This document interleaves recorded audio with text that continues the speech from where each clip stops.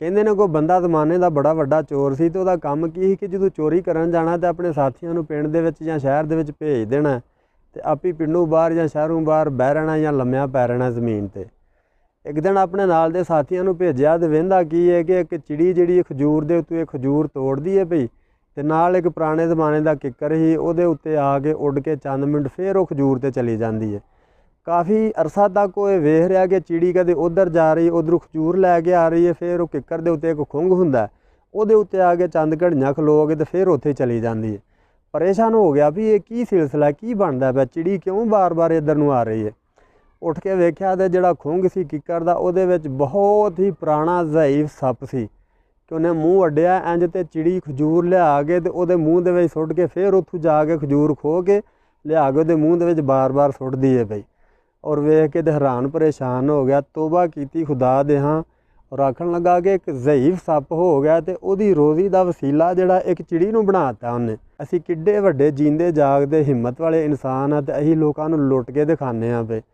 ਇੰਨੀ ਦੇਰ ਨੂੰ ਨਾਲ ਦੇ ਸਾਥੀ ਵੀ ਆ ਗਏ, ਆਖਣ ਲੱਗਾ ਵੀ ਅੱਜ ਤੋਂ ਬਾਅਦ ਚੋਰੀ ਬਸ, ਮੈਂ ਚੋਰੀ ਨਹੀਂ ਕਰਾਂਗਾ, ਤੁਸਾਂ ਕਰਨੀ ਹੈ ਕਰੋ। ਇਹ ਜਿੰਨਾ ਵੀ ਮਾਲ ਲੁੱਟਿਆ ਜੇ ਲੋਕਾਂ ਦਾ ਵਾਪਸ ਕਰ ਗਿਆ ਉਹ, ਤੇ ਅੱਜ ਤੋਂ ਬਾਅਦ ਮੈਂ ਚੋਰੀ ਨਹੀਂ ਕਰਾਂਗਾ। ਜਦੋਂ ਮਾਲਕ ਦੀ ਜ਼ਾਤ ਨੇ ਕਿਸੇ ਨੂੰ ਹਦਾਇਤ ਦੇਣੀ ਹੋਏ ਨਾ ਤਾਂ ਕਿਸੇ ਜ਼ਰੀਏ ਵੀ ਲਿਆ ਕੇ ਤੇ ਕੋਈ ਨਾ ਕੋਈ ਮੋਇਜ਼ਾ ਉਹਦੇ ਅੱਗੇ ਰੱਖ ਦਿੰਦਾ ਕਿ ਬੰਦਾ ਬੰਦੇ ਦਾ ਪੁੱਤਰ ਬਣ ਜਾਵੇ। ਕਹਿੰਦੇ ਨੇ ਕੋਈ ਬੰਦਾ ਜ਼ਮਾਨੇ ਦਾ ਬੜਾ ਵੱਡਾ ਚੋਰ ਸੀ ਤੇ ਉਹਦਾ ਕੰਮ ਕੀ ਸੀ ਕਿ ਜਦੋਂ ਚੋਰੀ ਕਰਨ ਜਾਣਾ ਤੇ ਆਪਣੇ ਸਾਥੀਆਂ ਨੂੰ ਪਿੰਡ ਦੇ ਵਿੱਚ ਜਾਂ ਸ਼ਹਿਰ ਦੇ ਵਿੱਚ ਭੇਜ ਦੇਣਾ ਤੇ ਆਪੀ ਪਿੰਡੋਂ ਬਾਹਰ ਜਾਂ ਸ਼ਹਿਰੋਂ ਬਾਹਰ ਬਹਿ ਰਹਿਣਾ ਜਾਂ ਲੰਮਿਆਂ ਪੈ ਰਹਿਣਾ ਜ਼ਮੀਨ ਤੇ। ਇੱਕ ਦਿਨ ਆਪਣੇ ਨਾਲ ਦੇ ਸਾਥੀਆਂ ਨੂੰ ਭੇਜਿਆ ਤੇ ਵਹਿੰਦਾ ਕੀ ਹੈ ਕਿ ਇੱਕ ਚਿੜੀ ਜਿਹੜੀ ਖਜੂਰ ਦੇ ਉੱਤੇ ਖਜੂਰ ਤੋੜਦੀ ਹੈ ਪਈ ਤੇ ਨਾਲ ਇੱਕ ਪੁਰਾਣੇ ਜ਼ਮਾਨੇ ਦਾ ਕਿੱਕਰ ਸੀ ਉਹਦੇ ਉੱਤੇ ਆ ਕੇ ਉੱਡ ਕੇ ਚੰਦ ਮਿੰਟ ਫਿਰ ਉਹ ਖਜੂਰ ਤੇ ਚਲੀ ਜਾਂਦੀ ਹੈ।